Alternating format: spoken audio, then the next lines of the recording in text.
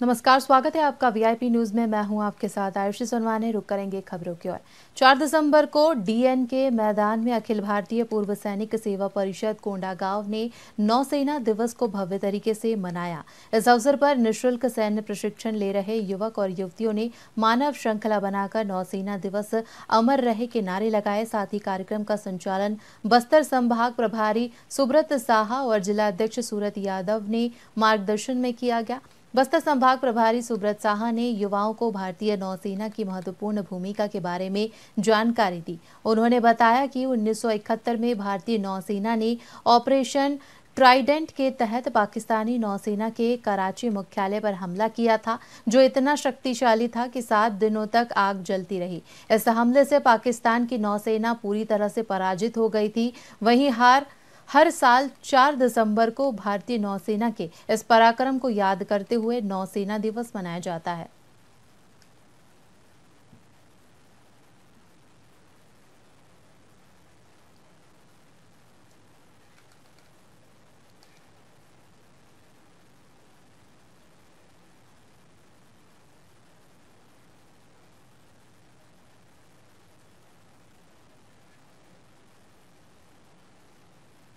कोंडागांव में राष्ट्रीय सेवा योजना अध्ययन इकाई छिपवंड की ओर से आयोजित 7 दिवसीय विशेष शिविर का समापन नशा मुक्ति रैली के साथ हुआ। ये शिविर कार्यक्रम समन्वयक डॉक्टर DL पटेल, जिला संगठक शशि भूषण कन्नौजे और प्राचार्य चंद्रेश कुमार चतुर्वेदी के मार्गदर्शन में संपन्न हुआ। बता दें कि शिविर के दौरान शिविरार्थियों ने योगाभ्यास, सूर्य नमस्कार, अनुलोम विलोम, प्राणायाम, वृक्षासन, ज्ञान मुद्रा, कराटे और पीटी जैसी शारीरिक गतिविधियों में भाग लिया। वहीं इसके साथ ही तालाब सफाई, सड़क मरम्मत, नाली सफाई, शाला परिसर और पंचायत घर के पास साफ सफाई जैसे कार्य किए गए।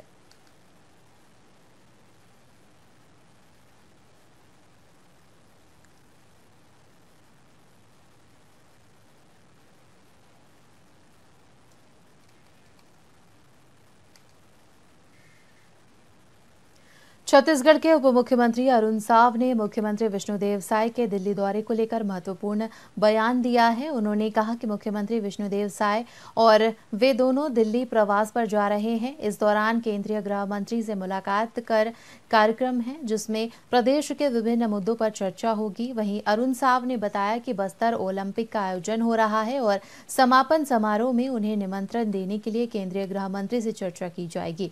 इसके साथ ही उन्होंने कहा कि इस यात्रा में अन्य महत्वपूर्ण मुद्दों पर भी बात होगी। मुख्यमंत्री विष्णुदेव साय जी और हम दोनों उप मुख्यमंत्री आज दिल्ली प्रवास पर जा रहे हैं। सामान्यतः देश के गृह मंत्री जी से मुलाकात होगी और आगामी कार्यक्रमों को लेकर चर्चा होगी। बस्तर ओलंपिक हो रहा है, उसके समापन में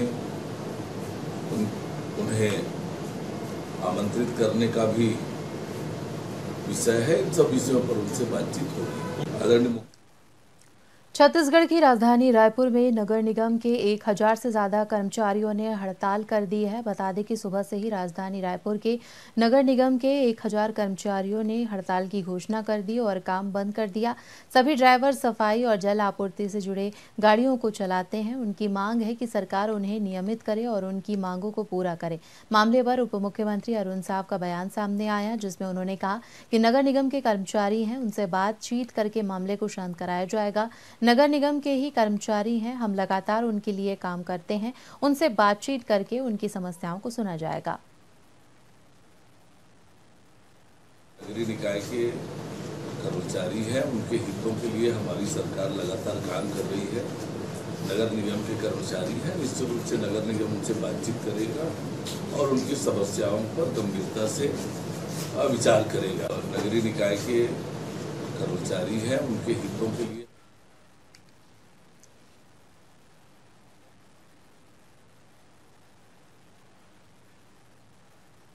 रायपुर उत्तर के विधायक पुरंदर मिश्रा ने एक पत्रकार वार्ता को संबोधित किया, जिसमें उन्होंने अपने 5 साल के कार्यकाल का पहला साल पूरा होने पर पिछले 1 साल में किए गए विकास कार्यों का उल्लेख किया। विधायक मिश्रा ने बताया कि पिछले 1 साल में उन्होंने रायपुर उत्तर के 22 वार्ड में 22 करोड़ रुपए के विकास कार्य करवाए हैं, जिनमें कई महत्वपूर्ण परियोजनाएं शामिल हैं। इसके अलावा विधायक मिश्रा ने यह भी कहा कि जो भी लोग मदद के लिए उनके पास आए थे, उन्हें पूरी संतुष्टि देने की कोशिश की गई है। साथ ही आगामी कार्य योजनाओं की जानकारी देते हुए विधायक ने कहा कि अवंती विहार में दिव्यांग पार्क, पंडरी मार्केट में मल्टी लेवल पार्किंग, कलेक्ट्रेट में मल्टी लेवल पार्किंग समेत कई अन्य प्रमुख परियोजनाओं की योजना बनाई जा रही है।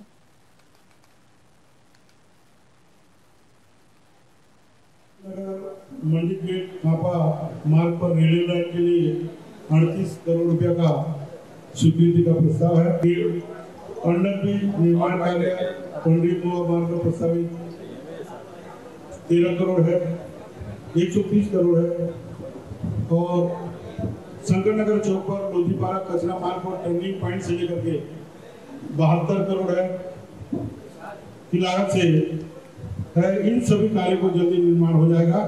खमाटे में 2500 लीटर पानी की क्षमता के लिए 23 करोड़ 38 लाख की प्रस्ताव है।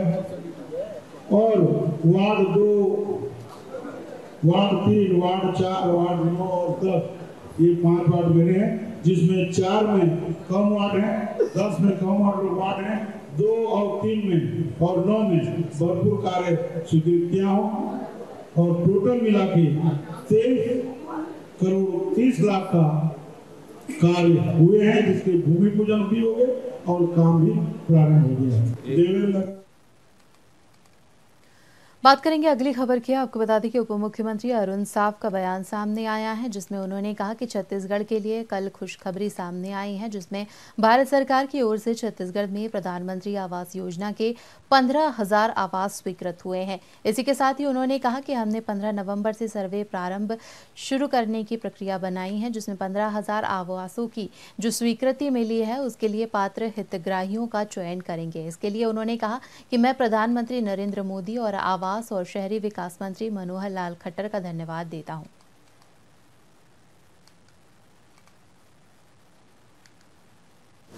कल एक खुशखबरी छत्तीसगढ़ के लिए आई है।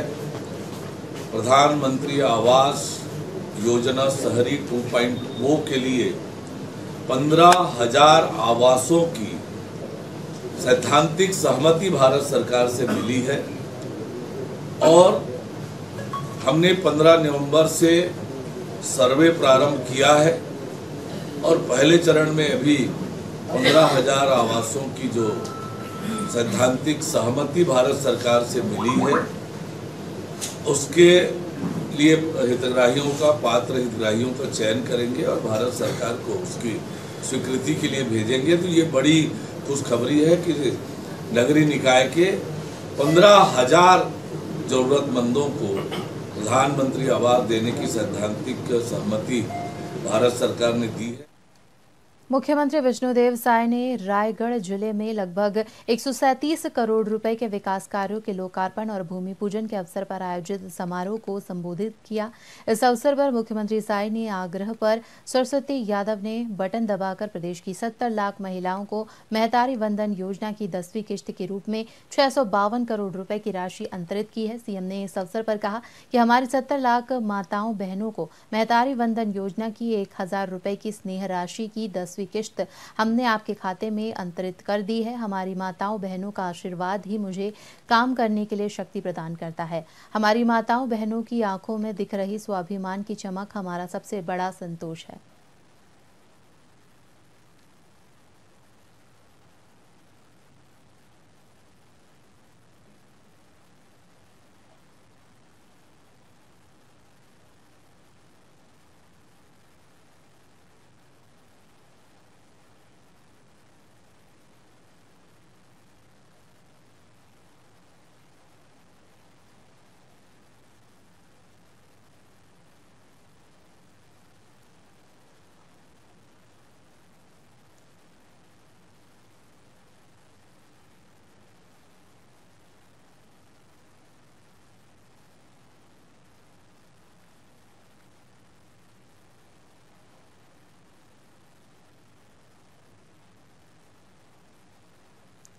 तो खबर छत्तीसगढ़ से हम आपको बता रहे हैं, जहां पर मुख्यमंत्री साय ने माताओं और बहनों के खातों में राशि अंतरित की, जिसको लेकर उन्होंने कहा कि माताओं की वजह से ही उन्हें जीत हासिल हुई है और माताओं की आंखों में चमक की रोशनी ही उन्हें कार्य करने के लिए अग्रसित करती है।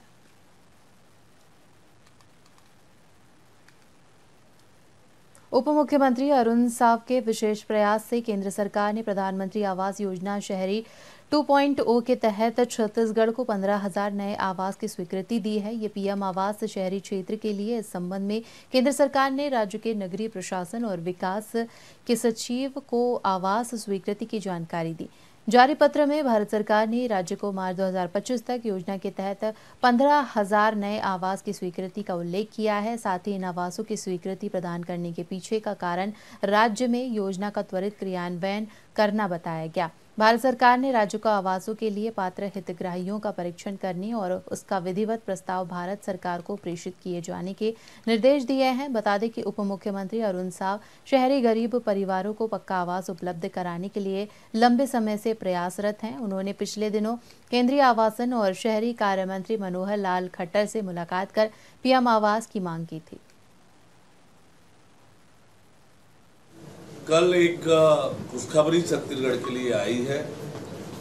प्रधानमंत्री आवास योजना शहरी 2.0 के लिए 15,000 आवासों की सैद्धांतिक सहमति भारत सरकार से मिली है और हमने 15 नवंबर से सर्वे प्रारंभ किया है और पहले चरण में अभी 15,000 आवासों की जो सैद्धांतिक सहमति भारत सरकार से मिली है उसके लिए हितग्राहियों का पात्र हितग्राहियों का चयन करेंगे और भारत सरकार को उसकी स्वीकृति के लिए भेजेंगे। तो ये बड़ी खुशखबरी है कि नगरीय निकाय के 15,000 जरूरतमंदों को प्रधानमंत्री आवास देने की सैद्धांतिक सहमति भारत सरकार ने दी है। कल एक खुशखबरी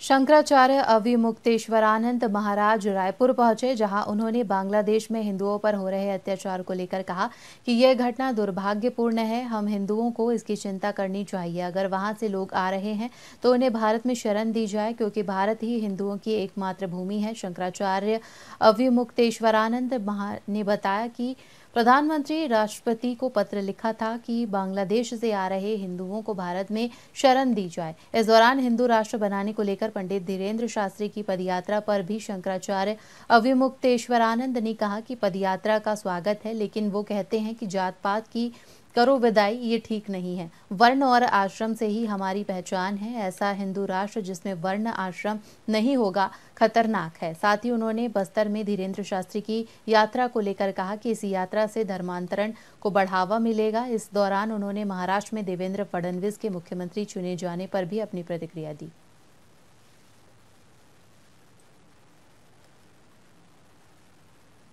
वही कड़क निर्णय लेना चाहिए कि एक भी हिंदू को अगर आपने वहाँ पर छुआ तो फिर हमारे पास बहुत सारे तरीके हैं। हमने आपको एक दो अभी गिना दिए और भी ज़रूरत पड़ने पर चर्चा की जा सकती है। हमारे पास दबाव डालने के लिए बात है। पहले उन्होंने स्वीकार किया हुआ है नेहरू लियाकत समझौते के अंतर्गत कि हम किसी को भी खरोंच नहीं आने देंगे। इसी आश्वासन पर वहाँ पर हिंदू रहे। अब आप उसको वही क्यों कर रहे हो? जब पाकिस्तान पश्चिमी पाकिस्तान के साथ युद्ध हुआ, वहाँ के हिंदुओं ने बलिदान दिया हुआ है, तब बांग्लादेश बना हुआ है। बात यह है कि हिंदू राष्ट्र बनाने के लिए कोई पदयात्रा करे, हम उसका स्वागत करेंगे। ये तो हिंदू राष्ट्र है। अगर इसको और घोषित कराना चाहते हैं, हम इसका स्वागत करते हैं। लेकिन वो कह रहे हैं कि जात पात की करो विदाई। तो जात पात जो है वो हिंदू धर्म की पहचान है। हिंदू धर्म बिना जात पात का नहीं हो सकता है। जब हम किसी से पूछते हैं कि कौन तुम हिंदू हो, तो वो कहता है हाँ मैं हिंदू हूँ, तब तुरंत ही प्रश्न हो जाता है कि तुम किस वर्ण के हो, किस आश्रम के हो। आज हम आपके सामने खड़े हैं तो आप हमको देख रहे हैं कि हम गेरुआ कपड़ा पहने हुए हैं, हमारे हाथ में दंड है, इसका मतलब हम सन्यासी हैं। इससे पता चलता है कि ये हिंदू है। वो अपने वर्ण और अपने आश्रम के अनुसार ही हमारी पहचान है। वो कहते हैं इसी की विदाई कर दो, तो इसकी विदाई करके कैसे हिंदू धर्म के और सनातन की रक्षा हो सकती है? अंतर्राष्ट्रीय दिव्यांग दिवस के अवसर पर दिव्यांगों की ओर से विरोध प्रदर्शन किया जा रहा है, जहां प्रदेश के सभी जिलों से दिव्यांग राजधानी रायपुर पहुंचे, लेकिन वे सड़क पर उतरकर प्रदर्शन करते रहे। इससे पहले ही दिव्यांगों को पुलिस ने रोक दिया। आपको बता दें कि दिव्यांग 6 सूत्रीय मांगों को लेकर प्रदर्शन कर रहे हैं, जिसमें उनकी प्रमुख मांग है कि फर्जी सर्टिफिकेट के सहारे नौकरी कर रहे लोगों का राज्य मेडिकल बोर्ड से भौतिक परीक्षण कराकर बर्खास्त किया जाए, दिव्यांगजनों को प्रति माह 5,000 रुपये पेंशन दी जाए और BPL की बाध्यता को खत्म किया जाए। हम लोगों को हर बार हमारे जो है अपने दिव्यांग स्वाभिमान पैदल मार्च को जो है रोक, पुलिस प्रशासन का सहारा लेकर रोक दिया जाता है, मगर अभी जो है हम लोग, हमारी दिव्यांग एकता जो है जागरूक हो चुका है। हमारी 6 सूत्रीय मांगों पर जो है यहाँ विष्णुदेव सरकार ने हमको आश्वासन दिया था कि हम 15 दिन के अंदर में आपकी मांगों को पूरा कर देंगे, मगर आज 15 दिन नहीं, आज 3 महीना होने वाला है। उस पे क्या है, पूरा मतलब कि दिव्यांग एकता जो है आक्रोश पर है। मैं कांकेर जिले से आया हूँ, मेरा नाम संतोष हिरवानी है।